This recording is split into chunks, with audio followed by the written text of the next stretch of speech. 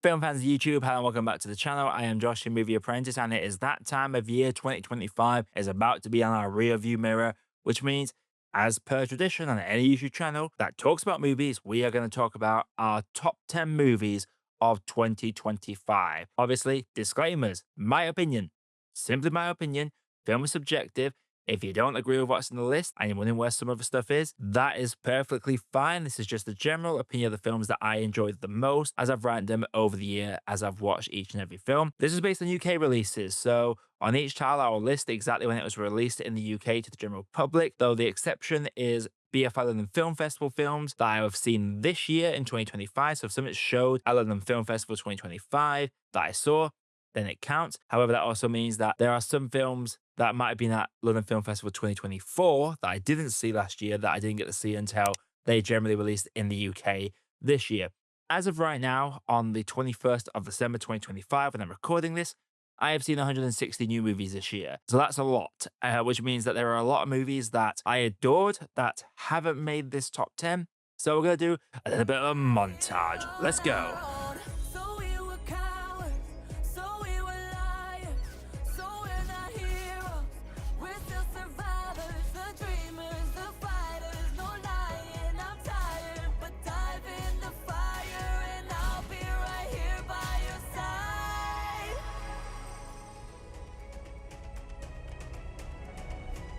We broke into a million pieces and we can't go back, but now we're seeing all the beauty in the broken glass. The stars are part of me, darkness and harmony.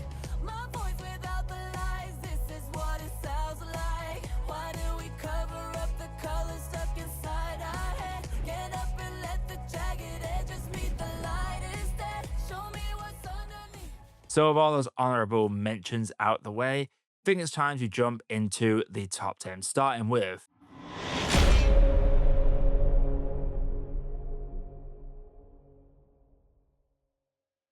Vuole smettere di soffrire.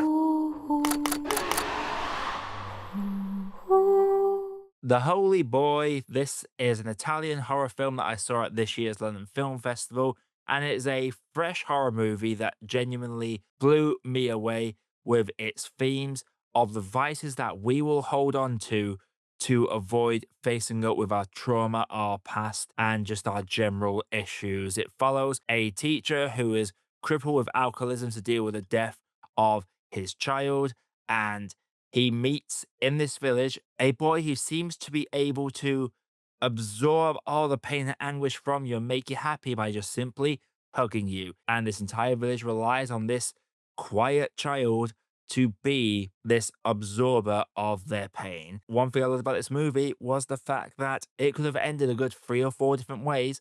And no matter how it ended, I would have been satisfied with it. I'm satisfied with how it did end, and a couple of times of how it nearly ended. I enjoyed again the themology of it, the cinematography. It was a very well shot movie, and there were some definite moments. The framing of this film is really good. There are some sequences that you can tell are homages to other horror movies. I saw some Exorcist 3 in there, for example.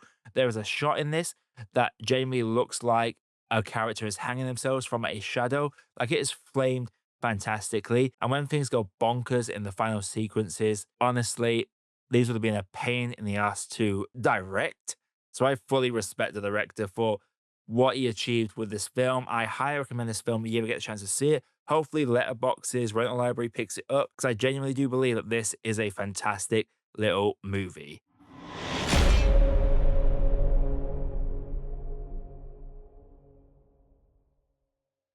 Ahí podemos empezar de cero. Get out of this place.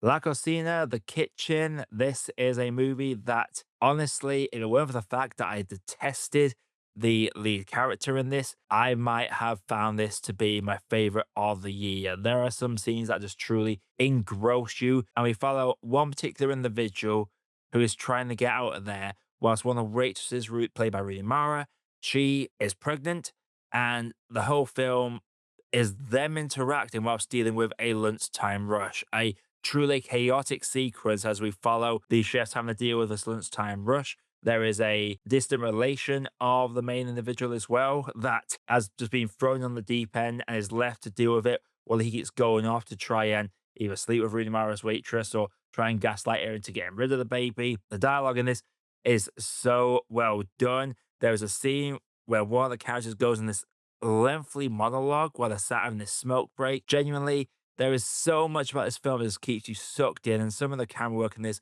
is phenomenal. I'm surprised not enough people talked about this, and this is one that I don't think I reviewed. I think I planned to review it, but I didn't get around to it in the end. La Cocina, if you've not seen it, this is very much worth your time watching. It is technically a 2024 film, but it only came out in the UK 2025, hence why it qualifies for this list.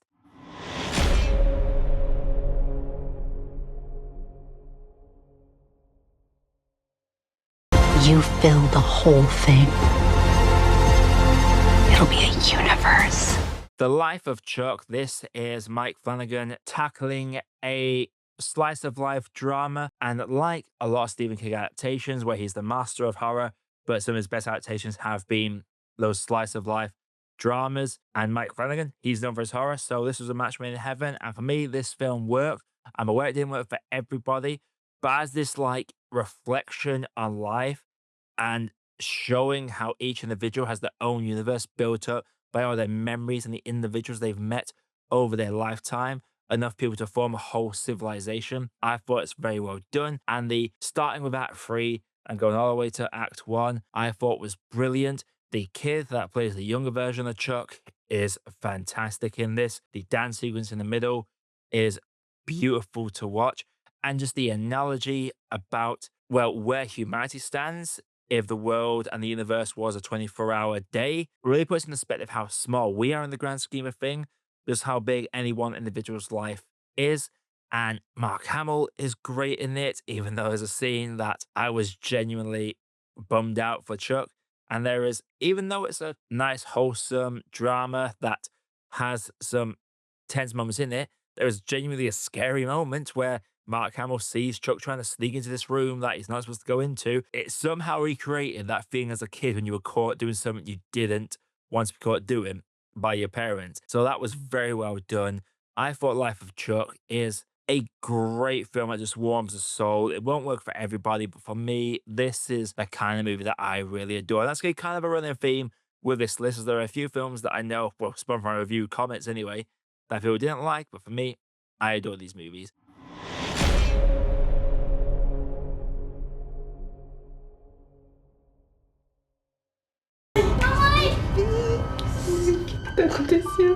O meu marido tá em perigo. Todo mundo. Yep, I'm still here. Oh boy, I'm revisiting this one because I ranked it quite low on my ranking of the best picture nominees this year. I thought it was like 7th out of the 10. Got a lot of flack for that. And whilst I still stand by that list because I was going by pure vibes and recently biased and like general enjoyment of those movies at the time. When I go back through the list and I was going through seeing like I was basically going through like the top 40 going what did I enjoy more than the others, and I honestly there's a film that just sticks with you, telling the true story of his family coping with the taking of their father from a militaristic rule and just how they lived their life both being watched by this dictatorship and how they were able to move on. And whilst there is the multiple endings that I found to be a weakness, the way someone explained it to me in one of my comments, which thank you by the way, those comments that add more light onto a film that I might have missed that aren't condescending or at all, those are the comments I enjoy. So keep up with those sorts of comments. I'm still here.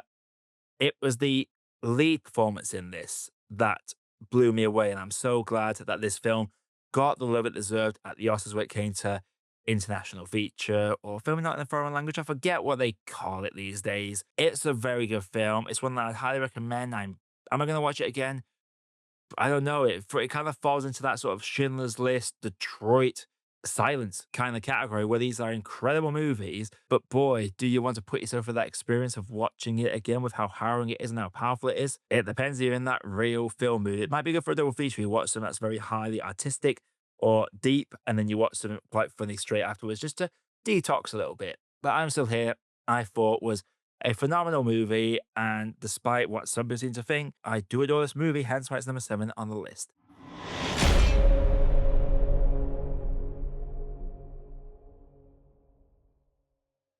And I saw it. Your name. Frankenstein. This film was beautiful. Guillermo del Toro, a master of gothic horror, the set design, the costume design, a surprisingly powerful performance as from Jacob Elordi as the monster in this. This whole cast were phenomenal. The storytelling was brilliant. Frankenstein is hands down one of my favorite movies of the year. There's just so much I can say about it.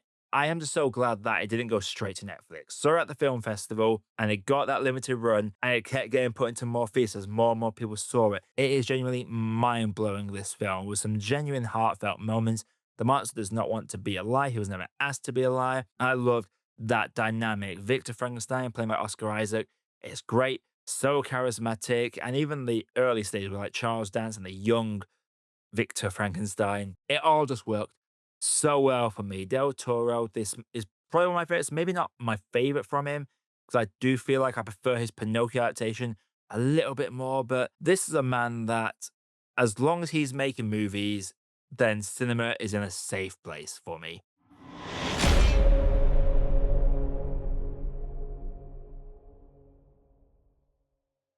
Hvordan går det med filmen da? Hvordan er det å jobbe med Rachel Kemp? Sentimental Value. This is a film that will no doubt do gangbusters when it comes to award season because literally one of the lead characters is a director making a movie, and the whole plot is him trying to get his daughter to be the lead role in his movie, but their dynamic is all messed up because he left them when they were children, has only just come back into their lives. He's got off and being a big director. We have Ellie Fanning, who plays this actress that looks up to him, and you have this family dynamic, or also looking at the making of films and trying to get your roles filled up. Like the scene with the cinematographer was quite a interesting scene because you see a setup describing how a film is going to be shot, and then you meet the cinematographer and you know damn well he is not going to be able to do that. But frankly, in modern day, cinematographer lights the shot and he sits in the video village, I think it's called, and watch the screen while your camera operator does the movements for you. I enjoy that aspect, and it might have one of my favorite ever setup and payoff moments. It's so satisfying, and this film gets so emotional at times. It's both in French and English. It's just a phenomenal movie. This is just a phenomenal movie. Sentimental Value. If you get a chance to see it before the end of the year, definitely go watch it. It's very much a filmmaker's film, but Renee Reinsvar is brilliant in this. And if she is not getting any nominations this award season, then there is something incredibly wrong because she is phenomenal.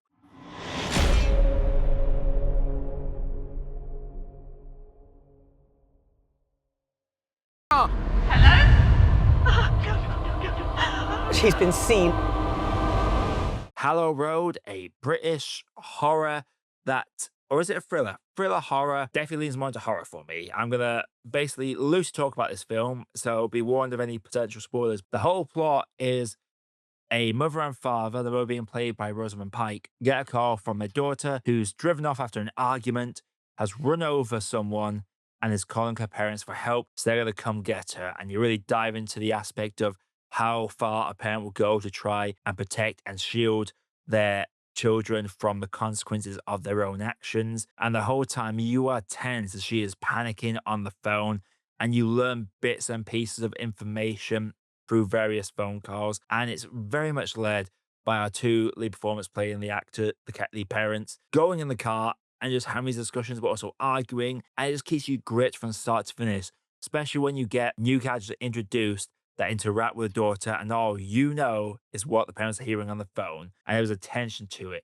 And it sets up a seed for what I believe, and this is my spoiler alert. If you've not seen the film, go watch it now. This is my spoiler. What is it, a spoiler? It's basically my theory. This is a Fey horror.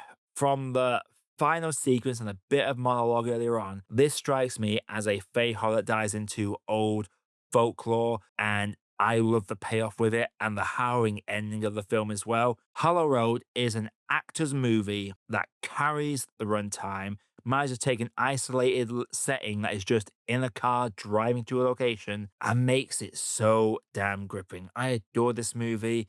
Unfortunately, a lot of the people that seem to have watched it have come into my video, so they didn't like it. That's fine. You're allowed to not like a movie. Generally, Hollow Road is my kind of movie. Simple, lots of character building, uses its setting very well, and keeps me on the edge of my seat. I was tense for this movie, and it just misses out on those podium spots.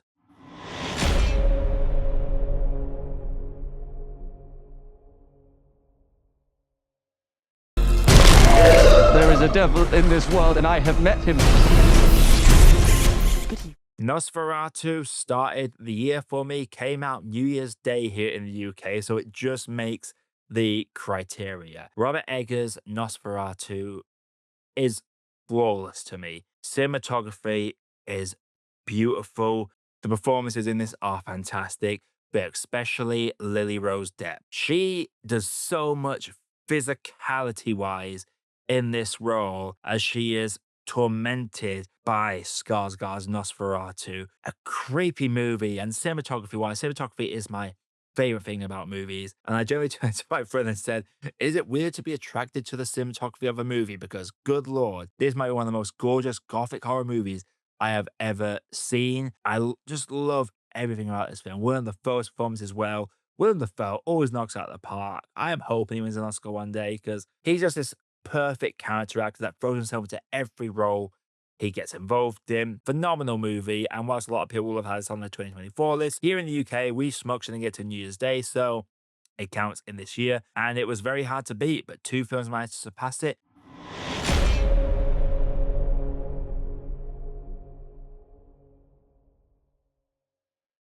I'm Ray Garrity. You can call me Ray. Beam of Breeze. Hank Olson's the name. Walking's my game.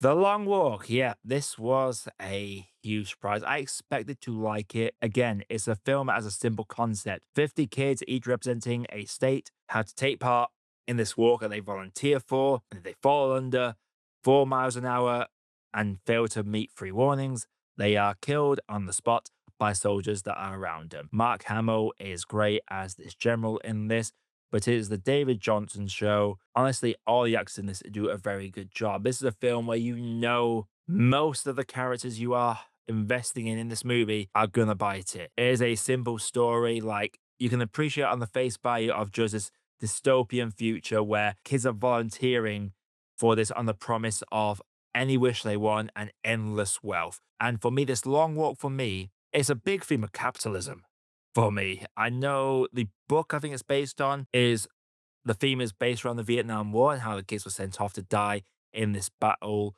over in Vietnam. In the modern day, in this context that's presented before us, for me, it is a massive metaphor for the long grind at work and the promise that if you work hard, if you keep grinding, you will get there. Being sick, being ill, being injured, needing to go to the bathroom for more than 2 minutes. That's it. You are done. You are never going to make it. And it's a sell of a dream. It is an emotional film. There's a scene that makes me tear up. It's one of our main characters about to bite it. And in the next scene, it makes me laugh. This is a film that manages to make me in tears 1 minute and then laugh the next minute.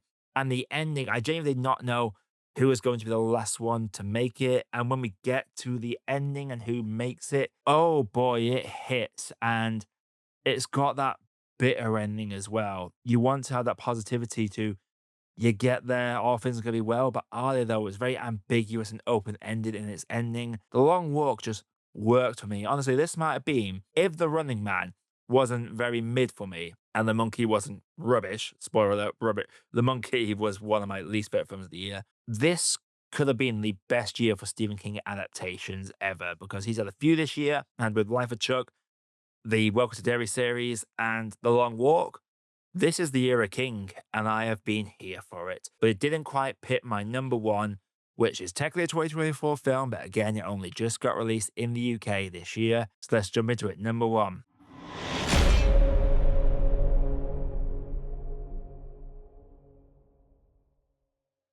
Dressed like an ant.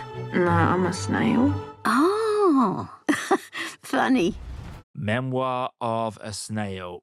The simple plot of this film is it's a stop motion animation claymation film about a woman who is obsessed with snails, has a lot of memorabilia, has like a snail hat they wear, telling their life story to a snail from their childhood with their brother and their father, them losing their father, them going to separate foster homes, and their respective lives. This is a film that just got me, man. This was a film that, so it was at the London Film Festival 2024. I didn't manage to fit it into my schedule, but someone that I knew who I trust their opinion highly said it was one of their favorites of the year. I think it might have been their favorite of the year. So when it came out, I had higher expectations for it. I was curious about it. It's a very adult stop motion animated film. It doesn't beat around the bush. There is homosexuality, there is alcoholism, there is like sex in it. There is so much in it. It's just someone telling the story of their life. But this was a heavy film and had me cracking so many times. Like, there were points in this film where I was just like, can something nice just happen to this person? I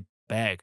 This is just a journalistic story using the stop motion animation format to tell a narrative, and it just worked wonders for me. It's those films that make you want to go out there and do something with your life. And this film made me decide, right, I'm going to try and apply for a master's. Fortunately, didn't get into it, but that's a whole other story. But it's one of those films that makes you reflect on your own life and makes you want to go out there and do something. I'm always going to appreciate a film that makes me want to do that. So for me, Memoir of a Snail, whilst it is not going to be on most people's list because it's a 2024 film technically, but didn't get this in the UK to this year. Not many people saw it. It was a very limited release. I think it was only in my local indie cinema for like 2 weeks. But Memoir of a Snail, if you ever have the chance to watch it, I would highly recommend it because this is an emotional story about life and it is just so damn relatable. And yeah, that is my top 10 for the year. So as you saw in my montage of other films like No Sinners, like Sinners was 12th on my list, I think. Superman didn't quite make it. There were a lot of movies this year that I've seen. I've seen 160 so far. Probably gonna see a couple more for the year is out. Some of the films I expected to be in here, like Avatar and 28 Years Later, Superman, Sinners, they didn't make it because for me, it was a lot of independent films that really gripped me this year. And I am so happy for it. Those of you that say there is no original ideas in Hollywood anymore, there are. You just gotta go look for them and you will find some absolute gems. Hollow Road, had no idea about it. Long Walk was probably the biggest one that finished higher up. Frankenstein obviously got a lot of word of mouth coming out there. La Cocina, again, very minor. I'm Still Here. Not everyone watches foreign films. There was just so much good stuff this year. And for me, 2025 was a fantastic year for movies. Coming up on the channel, I might do a couple of late reviews before the year's out. I'll probably get my bigger end of the year cinema celebration montage on the last day of the year. And I'll probably still do my most disappointing movies of the year, but I need to figure out what those are because that's not going to be a bottom 10 list. It's going to be films that I wanted more from that didn't quite hit the standards for me. But until next time, everybody, I am Josh, I be Movie Apprentice, and I'll see you all in the next video.